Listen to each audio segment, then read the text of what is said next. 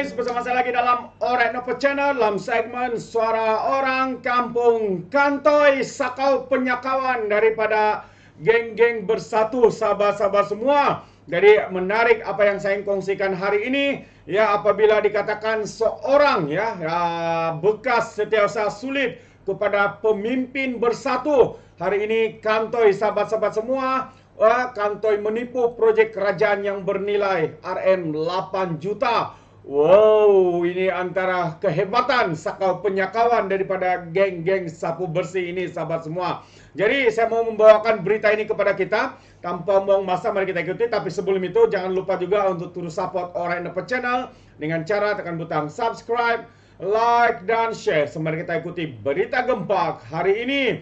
Bekas setiausaha sulit pemimpin bersatu Kantoi menipu projek kerajaan bernilai RM8 juta. Wow, uang besar, makin kayalah mereka nih sahabat-sahabat semua. Jadi seperti yang kita katakan tadi, bekas setiausaha sulit yang pernah berhikmat dengan seorang bekas timbalan menteri didakwa di Mahkamah Seksyen di sini hari ini sahabat semua. Dia di atas tuduhan ya untuk memperdaya seorang lelaki berhubung tawaran tender proyek kerajaan yang bernilai RM8 juta. Tertuduh Datuk Nasaruddin Muhammad 57 tahun bagaimanapun mengaku tidak bersalah sebaik pertuduhan dibacakan di hadapan Hakim Norma Ismail. Berdasarkan pertuduhan, tertuduh didakwa menipu lelaki berkenaan supaya mempercayai bahwa dia mempunyai urusan suatu tawaran tender proyek kerajaan dengan harga RM8 juta dan dengan curangnya mendorong lelaki tersebut mempercayai tertuduh bertanggung jawab menguruskan proyek itu. Lelaki berkenan memindahkan wang berjumlah RM382.000 ke dalam akaun milik tertuduh dan serahan wang tunai sebanyak RM67.000 yang mana dia tidak berbuat demikian sekiranya tidak diperdayakan oleh tertuduh.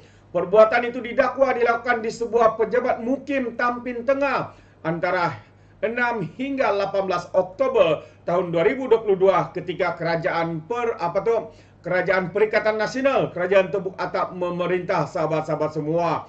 Wow, inilah antara kehebatan. Ya, satu demi satu skandal, satu demi satu penyakawan berlaku sahabat-sahabat semua. Jadi berikutan itu tertuduh didakwa melakukan satu kesalahan mengikut Seksyen 420 Kanun Keseksaan yang memperuntukkan penjara tidak kurang 1 tahun dan tidak lebih daripada 10 tahun dengan sebatan dan boleh juga dikenakan denda jika sabit kesalahan. Pendakwaan dilakukan oleh Timbalan Pendakwa Raya Muhammad Amirul Nur Hashimi, manakala tertuduh diwakili Peguam Datuk Idin Sazli Syed secara pro bono dan Syed Amirul Syed Edros. Idin Sazli memohon mahkamah untuk mempertimbangkan beberapa keadaan, antaranya kesalahan di bawah Seksyen 420 Kanun Keseksaan. Walaupun tidak boleh dijamin, namun penipuan adalah dalam kategori paling rendah katanya. Jadi tertuduh melalui kehidupan yang sukar baru keluar dari Institut Jantung Negara IJN berpindah ke Hospital Kerajaan menghadapi kesulitan membayar bil di IJN. Tertuduh mempunyai masalah jantung yang kritikal yang memerlukan urusan segera bagi menjalankan pembedahan. Tertuduh juga mempunyai penyakit buah pinggang tahap 4. Keadaan ini menyebabkan tertuduh memerlukan kebenaran jaminan untuk mendapatkan rawatan susulan. Jadi untuk rekod, saya menawarkan diri secara pro bono tanpa bayar katanya.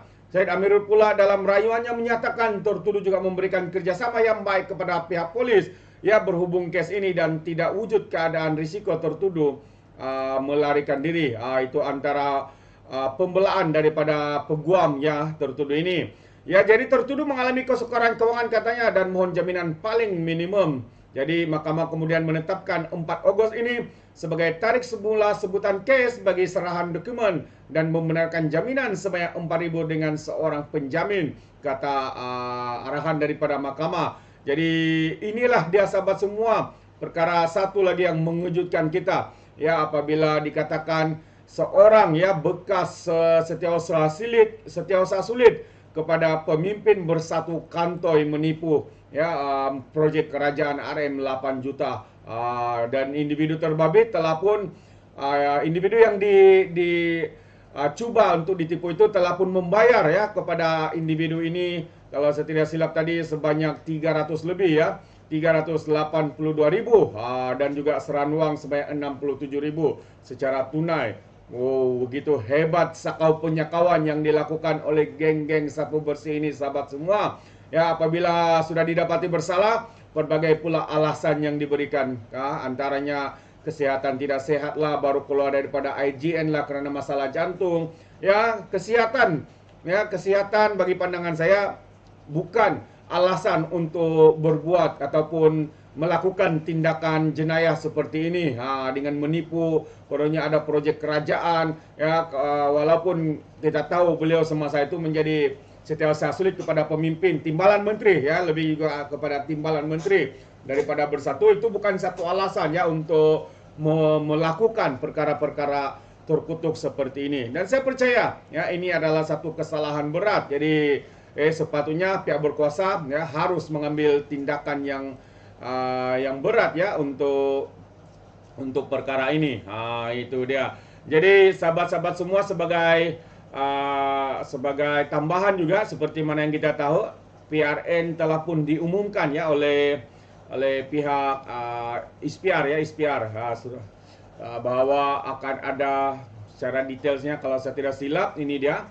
ISPR telah membuat ya pengumuman, kalau kita tidak silap, yaitu mereka mengumumkan keputusan ISPR yang menetapkan hari pengundian bagi pelaksanaan PRN di 6 negeri berkenaan adalah pada 17 Ogos.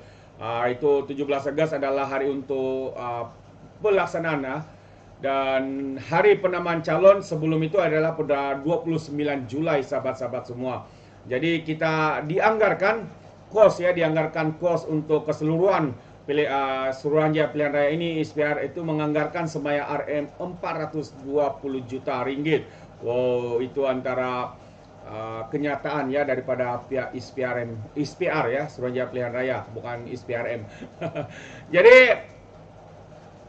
adakah Anda sahabat-sahabat di luar sana sudah bersiap sedia ya dengan perkara ini? Adakah Anda sudah sedia untuk menolak ya para penyakau, para pengkhianat negara ini, sahabat-sahabat semua? Semuanya itu, kuasanya itu ada di tangan Anda, sahabat-sahabat di luar sana. Jadi buat pilihan dengan tepat, buat pilihan dengan benar. Jangan benarkan ya penyakau-penyakau, jangan benarkan pengkhianat-pengkhianat ini kembali ataupun merampas khususnya kerajaan seperti Selangor, Pulau Pinang, Negeri Sembilan. Biarkan kerajaan perpaduan ini memberi kejutan di tempat ataupun di negeri-negeri seperti Kedah, Terengganu dan juga Kelantan. Jadi sampai di sini saja sahabat semua. Terima kasih kerana bersama dengan Alright Nepal Channel. Sedikit info, update bagaimana dikatakan bekas setiausaha sulit pemimpin bersatu kantoi tipu proyek kerajaan yang bernilai dikatakan bernilai RM 8 juta. Jadi Anda boleh berikan komen Anda dalam ruangan komen. Jadi sampai di sini saja. Izinkan saya untuk mengundurkan diri dan seperti biasa peribahasa mengatakan tapakun kangkap 2 tahun keinginan. Dalam bahasa Melayunya tepuk dadah tanya selera. Sekian saja daripada Alright Nepal Channel. Sehingga kita berjumpa lagi dalam info dan update yang seterusnya. Sekian. Bye bye.